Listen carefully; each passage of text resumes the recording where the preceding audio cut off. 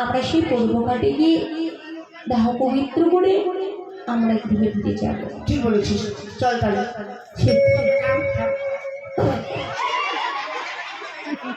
সেই তো শুধু দক্ষিণ ঘাট ছেড়ে তারা পূর্ব ঘাটে যাচ্ছে। পূর্ব ঘাটে যেতে হবে। পূর্ব ঘাটে যাবে।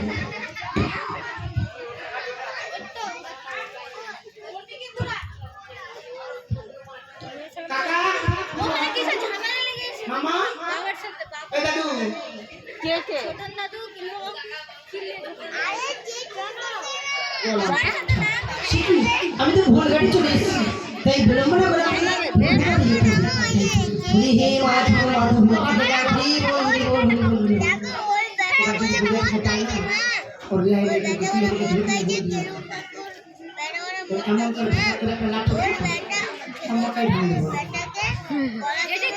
কৃষ্ণ হরে কৃষ্ণ কৃষ্ণ কৃষ্ণ হরে হরে রাম হরে রাম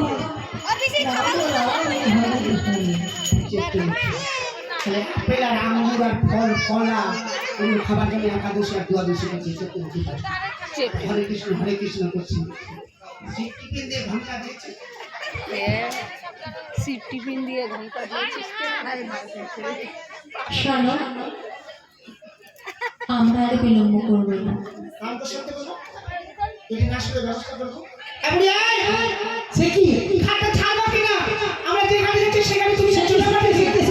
তোমাদের এত বড় সাহস! আমি যে ঘাটে যাই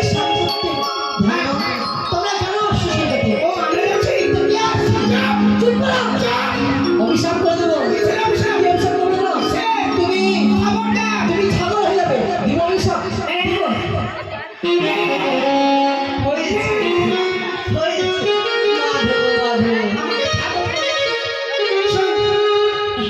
যে ঘাটে যাচ্ছি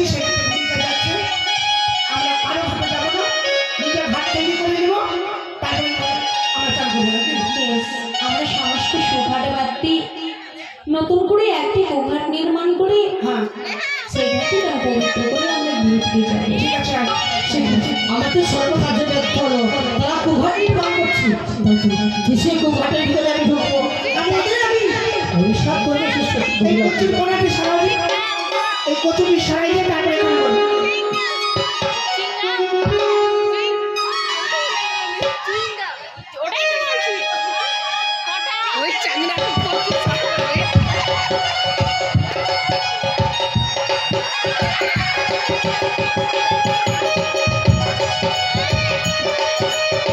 এই তো সাফা করে সব কিছু সাফা করে দিয়েছি। এবার আমরা সেই দেহ পবিত্র ঘাটে চলে এসেছি।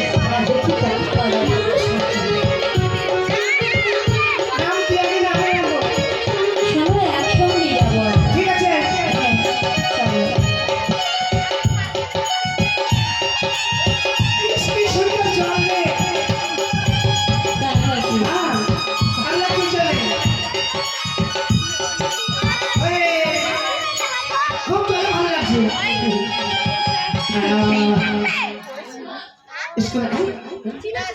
চলো। তোর বাপের পেটে কি একটা আছে স্বামী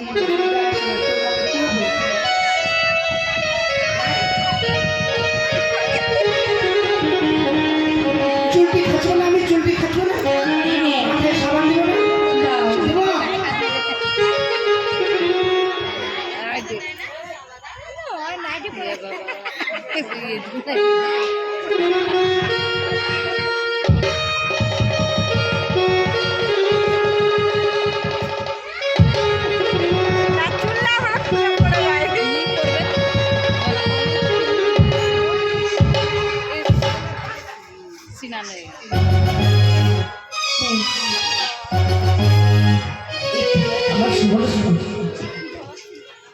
তাহলে এবার আমরা দেহ পবিত্র করি।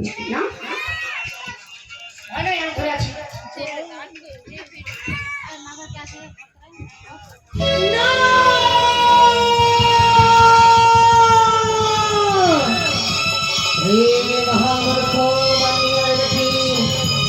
এত বড় স্পর্ধা পদতলীর জন্য আমার মস্তকে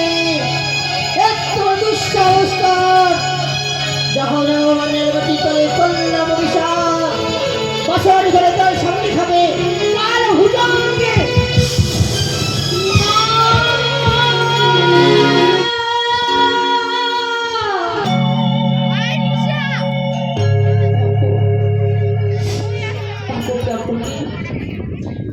এত করে সর্বনাশ করে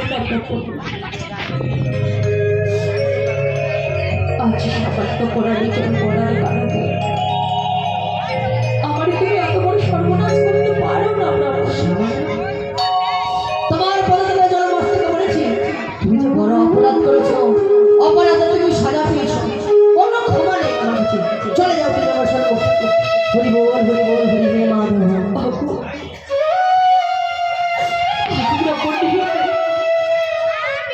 আমি তবে চরণ ধরে বলি এই অভিশাপ ফিরিয়ে দাও, ফিরিয়ে দাও। আহাজি